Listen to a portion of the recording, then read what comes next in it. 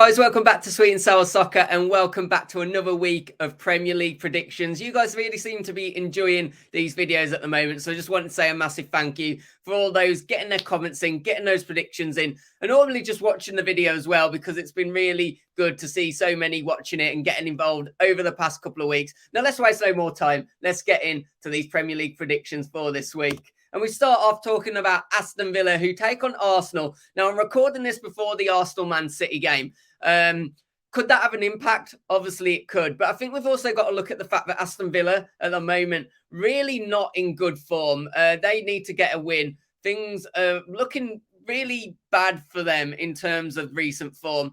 And I think Arsenal will, either way, whether they beat City or whether they don't, they'll really be wanting to win this game. And I think they've got the ability to do so. Of course, the one thing that you would say is it is at Villa Park. I'm sure that will give Villa a bit of an uplift. But one thing you would say, especially looking at last game against Manchester City, is Villa really didn't do enough in that 90 minutes. Of course, they ended up getting on the score sheet. But, you know, playing with two strikers against City, I can't say either of those strikers really did much to hold up the ball or just in general really offer much. I thought both Watkins and Bailey were poor in that performance. And Arsenal themselves, you know, they've got to put on a bit of a show now.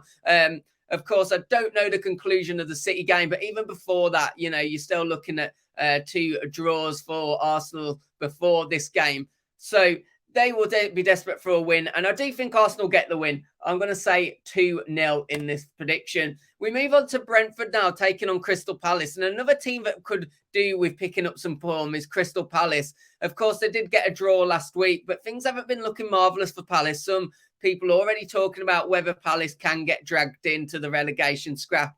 I think they've probably done a bit too much to get dragged in, but I could be wrong, of course. But when you realistically look at it, I think they probably only need 3 more wins across the season. Question is, will they have the opportunity to do that against Brentford? Of course, 2 London-based clubs. But we know that Brentford are on some form. They're scoring. They're putting on a show. And it is at home. And we know how good Brentford are at home. And I think for that reason, I'm going to back the Bees over the Eagles. And I'm going to go for a 1-0 scoreline in this. I'm going to back the home team. We move on to my club now, as always. I love speaking about Wolves at the moment because we finally are scoring. We're finally winning. 12 goals it was before our last 2 games, and we've scored 5 in the last 2. And this is another massive, massive game. Wolves taking on Bournemouth.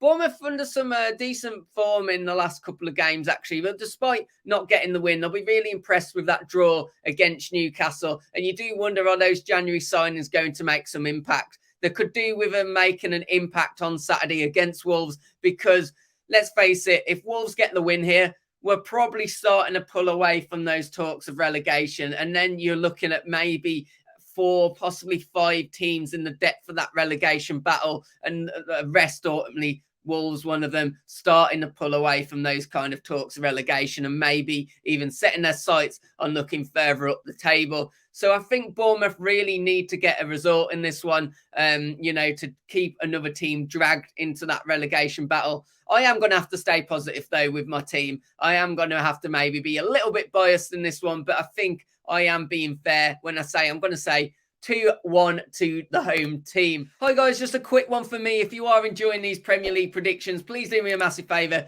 Hit that like button, hit that subscribe button, and now let's get back to these Premier League predictions.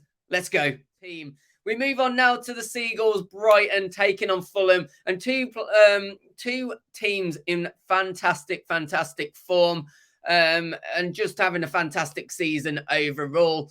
I think it's going to be an interesting game. I think we're going to have a lot of free-flowing football. I think there's going to be goals in this one. I'm really interested to see how both teams come out. One thing that I will say about Fulham, Willian, running back the years. He's looking like prime Chelsea Willian at the moment. Really enjoying watching him. He just looks an absolute delight. He looks like he's got pace and intensity about the game. We thought we probably lost that Willian. He's come back this season, picked up some real form, looking an absolute delight. And Brighton themselves have got many players that just look really good. putting on a show. I think this is going to be a really good fixture. I'm expecting it to be one of the fixtures of the weekend in terms of goals. So I am going to back a 2-2 draw in this one. Let's go on to Everton, who will be taking on Leeds in what is a massive, massive game. At the time of recording this, we still don't know who the Leeds manager will be. Everton, on the other hand, we know that's Sean Dyche, and Sean Dyche will be looking to rectify the disappointing performance against Liverpool. Obviously, the Merseyside derby wasn't a delight for Everton, the 2-0 defeat there. I think that we wanted to put on a little bit more of a show, especially at home, coming back to Goodison. And in this one, it's going to be a very fiery game in it. Two sets of fans which love their club, both travel well, both support the team well, and both need to escape relegation. Leeds will probably have a little bit of, fight and go ahead in them. They've come off the back of two difficult games against United. Of course, they did get a draw in one of those. I'm expecting a real scrappy game here, and I'm going to go... I'm going to be honest. I'm going to say it's going to be points shared. I'm going to go for a draw. I've just got a feeling that this is going to be a 1-1 fixture. Let's move on to speaking about Chelsea, who take on Southampton. It could be possible that Jesse Marsch is Southampton manager by the time the weekend fixtures take place. We don't fully know whether that will be the case yet, but it looks very likely that he could come in. Chelsea, Graham Potter, probably under a bit more pressure now. He really needs to get that win. And looking at Southampton, you'd probably say, especially with it being at Stamford Bridge, that's going to be one of these games that he's really eyeing up to go out, make a statement, start getting a couple of goals on the score sheet. We're still seeing that goals could be a problem for Chelsea. They spent a hell of a lot of money, let's not forget, but still no real striker in that team.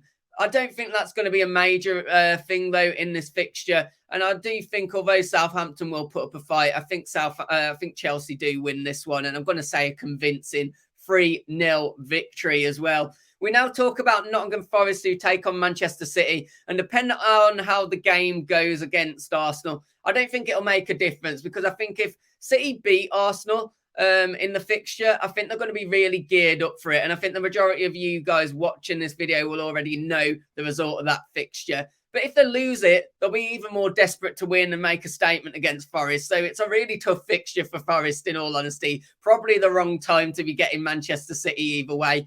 The one thing, though, it is at Forest's ground. Is that going to be enough? I'm not too sure. I'm going to give Forest a goal. I think they might put up a bit of a fight.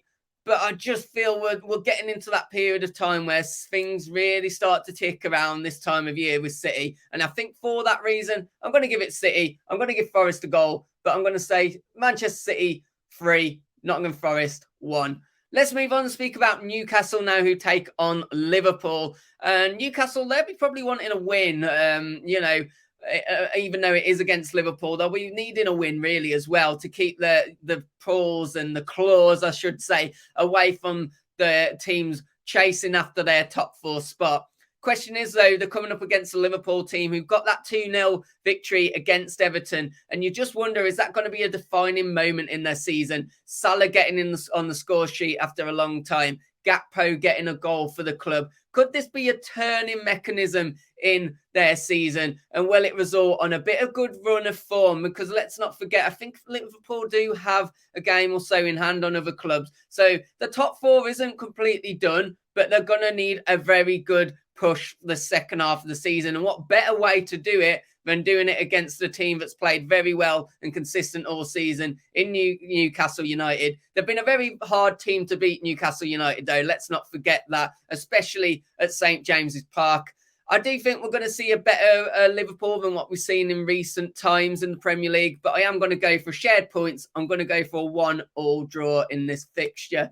Let's move on to speaking about Manchester United taking on Leicester City, and both teams that probably have a feel-good factor about them at the moment. Leicester obviously doing really well against Spurs, who looked absolutely terrible, but let's not take anything away from Leicester. They looked brilliant.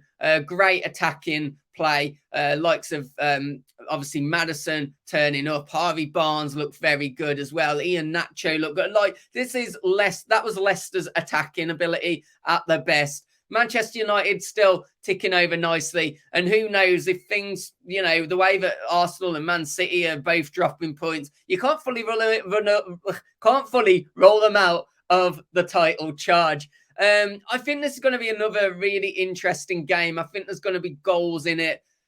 Do I just throw a complete crazy scoreline at this? I think I might do, to be honest. I'm going to give it to the home team, but I'm going to say it's going to be 3-2. Why not? It's not often I predict that. Is it likely to happen? Probably not, but these are fun predictions. I think there's going to be goals in it. I think both the attacking teams are going to come out at their best and put on a hell of a show.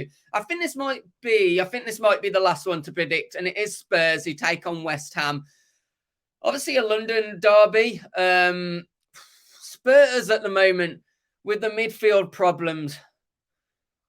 You've got what? Is it Skip and Højbjerg or Skip and Sarr? Their centre mid options at the moment. That's really not looking good. And I think that's a real worrying thing for them. Their defensive injuries at the moment, midfield injuries are going to cause them some real problems, I think, throughout the rest of the season.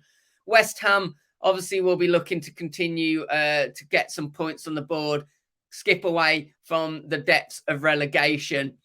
I know that Spurs are at home, but I just have a really bad feeling for Spurs and the way the season's going to go for them, especially with the injuries they've got. So I'm going to give it to West Ham. I'm going to finish off by predicting West Ham to win this one. Might be a bit of a shock prediction, but 2-1 to West Ham. And guys, that is my Premier League predictions for this week. As always, please do let me know your predictions. And do me a massive favour as well. Drop a like, hit that subscribe button, and hopefully I'll catch you on the next video. Take care. Goodbye.